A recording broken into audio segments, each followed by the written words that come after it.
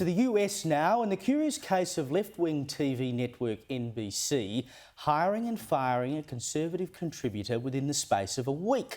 A week ago, last Friday, NBC announced that it had signed up the recently departed chairwoman of the Republican National Committee, Ronna McDaniel, as a political contributor.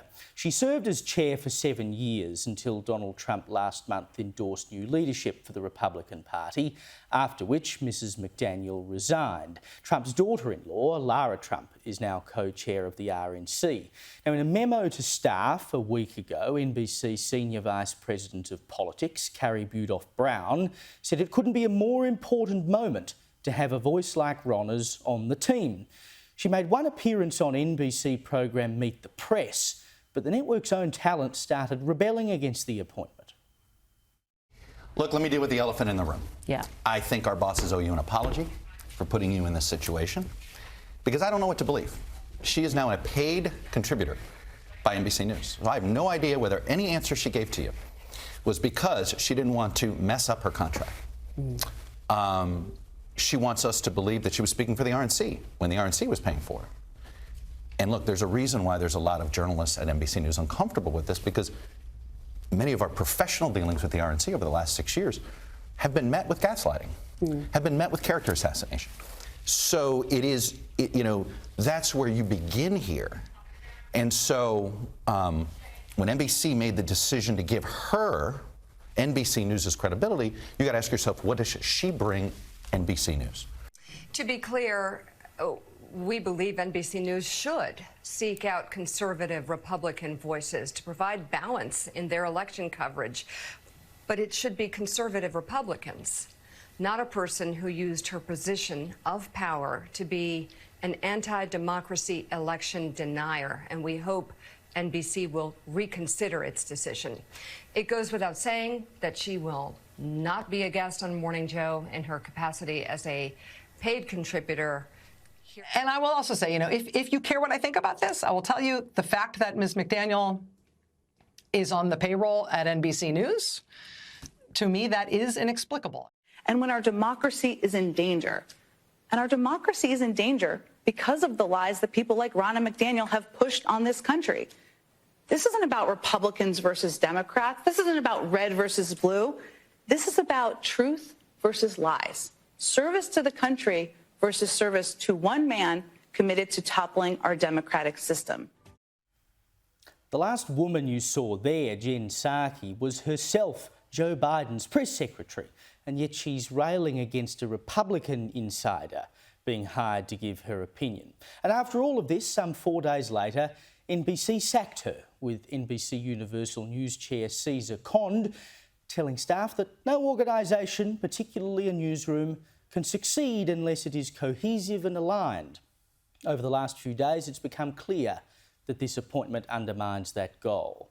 The animals are clearly running the zoo at the lefty NBC, so they caved and sacked a Conservative contributor less than a week after putting her on the books because other staff didn't like her. Now, despite my relative youth, I've worked in the media for a little while. This is my 10th year in the newspaper industry, my 6th in television, and I've been in and out of radio as a commentator that whole time. I even used to have a regular spot on ABC radio, can you believe it? I've been a cadet, a council reporter, a court reporter, a crime reporter, a features writer, a chief of staff. These days, of course, I'm a columnist and a host.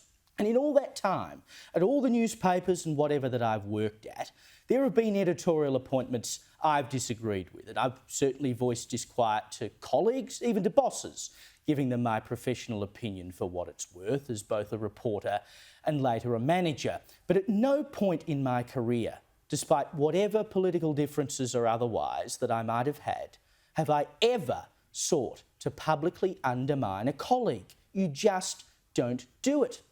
In the media, if you disagree with a colleague, you invite them to talk and debate and disagree in the public domain.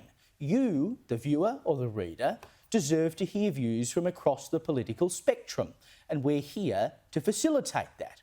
I mean, I've had a bit of this treatment myself. When I was first hired at the Messenger in Adelaide, Crikey reported that my appointment had caused ructions in the newsroom. Some colleagues had clearly backgrounded other media outlets against me, but my bosses weren't so spineless as to sack me. and here I still am. At lefty outfits such as NBC, though, editorial freedom doesn't seem to be so sacrosanct. Political diversity is not so tolerated, certainly not by lefty on-air talent, and for that, a Conservative can be sacked in a week flat. I mean, James, they're not even creating an illusion of balance here. Conservative gets hired, the staff go mad, she's gone within 4 days. Yeah, and it leaves the newsroom worse off, because if you only can see the country through your own lens and through the lens of people that absolutely agree with you, how can you accurately cover, predict, analyse and talk about the results of this year's election if you've only got the one view? Now, I'm a producer on Paul Murray Live here on Sky News, and we have Nicholas Rees on every week, Stephen Conroy, Joe Hildebrand, Linda Scott, Sam Crosby. They're not tokens, they're people that will challenge Paul's views, will challenge the views of our guests, and that helps us get to the truth of what's actually really going on out there. And if you lose that voice, you're just going to lose your perspective on what the issues really are. And the reason I think this is all going to potentially, I still think it's going to be Biden, but the reason I think it could start leading to a Trump victory is because watching holier than thou, sanctimonious, full of themselves people not get what they want is an incredible experience. I recommend it highly to everyone. And if people, and one of the reasons I think Trump won in 2016 is because working class people got sick of coastal elites having it so good for so long and said, you know what, I'm voting Trump just to see your reaction to it. If that happens again, and it could, Trump wins in November.